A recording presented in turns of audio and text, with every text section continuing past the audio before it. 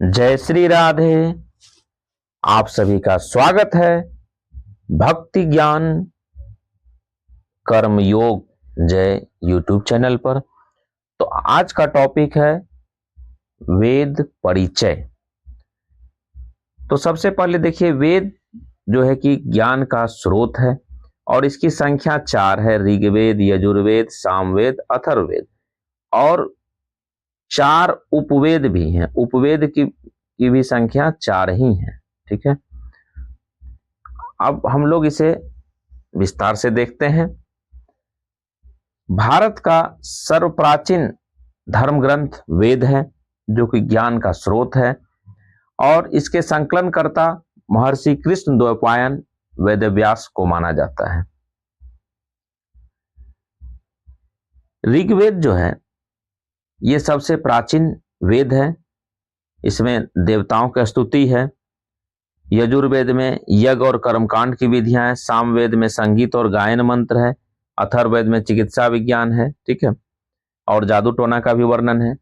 तो इसे जो है कि और भी हम लोग विस्तार से भी देखते हैं। तो ऋग्वेद में 10 मंडल है।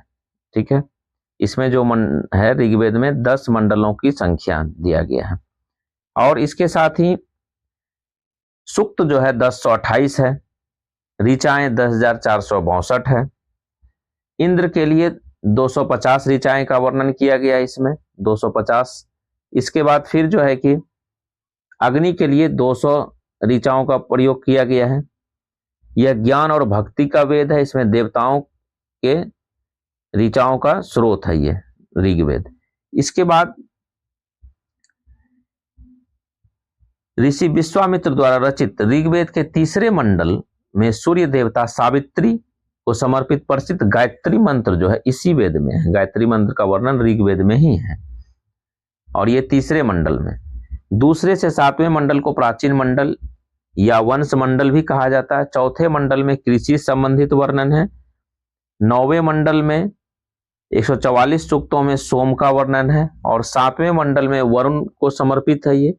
10वें मंडल में वर्णित पुरुष सूक्त है, जिसमें आज के समाज में जो 4 वर्ण व्यवस्था है ये ऋग्वेद से ही लिया गया है। ब्राह्मण, क्षत्रिय, वैश्य तथा शूद्र। और वामन भगवान का जो वामन अवतार हुआ था, 3 पग भूमि जो मापे थे, उसका भी वर्णन ऋग्वेद में ही है। और ऋग्वेद में यमुना नदी का 3 बार वर्णन है और गंगा नदी का 1 बार वर्णन है। इसके बाद ऋग्वेद पुरुष देवता प्रधान वेद है, जिसमें कि इंद्र को पुरंदर भी कहा गया है। और ऋग्वेद में सोम रस का चर्चा अधिक बार हुआ है।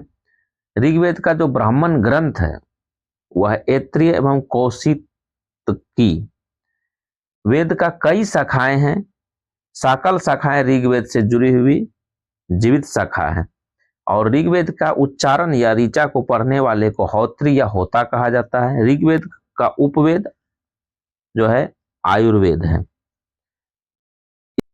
तो यजुर्वेद जो है कर्म एवं अनुष्ठान का वेद है। इसमें यज्ञ करने की विधि बताई गई है, यज्ञ कैसे किया जाएगा। ठीक है, और यजुर्वेद को भी 2 भागों में बांटा गया है, गद यजुर्वेद और पद यजुर्वेद। इसको 2 भाग में बांटा गया। जैसे 2 पक्ष होते हैं ना, कृष्ण पक्ष, शुक्ल पक्ष, उसी तरह से है कृष्ण यजुर्वेद और शुक्ल यजुर्वेद। तो कृष्ण यजुर्वेद का ब्राह्मण ग्रंथ तैत्तिरीय ब्राह्मण ग्रंथ और शुक्ल यजुर्वेद का ब्राह्मण ग्रंथ शतपथ ब्राह्मण ग्रंथ है। और इसमें जो अनुष्ठानों, कर्मकांड, यज्ञ संबंधी मंत्रों का संकलन है। इसके पुरोहित को अध्वर्यु कहा जाता है। और यजुर्वेद का उपवेद धनुर्वेद है।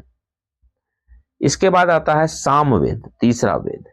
मंत्रों की संख्या इसमें से सामवेद में 1549 है। 1549 इसमें से मंत्र है। ठीक है, ब्राह्मण ग्रंथ पंचवीस या तांडय है। सामवेद में गाई जाने वाली ऋचाओं का संकलन है। सामवेद से ही सर्वप्रथम 7 स्वरों का जानकारी मिलती है, इसलिए इसे भारतीय संगीत का जनक कहा जाता है। और सामवेद का उपवेद जो है गंधर्व वेद है। यह भक्ति और आनंद का वेद है। इसमें संगीत और स्वर का रहस्य है। इसके बाद आता अंतिम वेद अथर्ववेद। यह व्यवहार और रक्षा का वेद है। इसमें जीवन, स्वास्थ्य और तंत्र का ज्ञान है। तो इसमें जो है कि मंत्र, रोगनाशक, जादू टोना, तंत्र मंत्र, साप, वशीकरण, आशीर्वाद, स्तुति, प्रायश्चित, विवाह गीत, प्रेम, राजकर्म, मातृभूमि, महात्म से संबंधित सामान्य पुरुष के विचार, विश्वास, अंधविश्वास इत्यादि का वर्णन अथर्ववेद में है। अथर्ववेद में सभा एवं समिति को प्रजापति की 2 पुत्रियां कहा गया है। इसमें पहली बार अथर्ववेद में गौत्र शब्द का प्रयोग हुआ। इसमें गौत्र जो होता है, कहता है कि कौन सा गोत्र है व्यक्ति का, तो गौत्र शब्द का प्रयोग अथर्ववेद में ही हुआ है। साथ ही चांदी और गन्ने का भी सर्वप्रथम प्रयोग अथर्ववेद में ही हुआ है।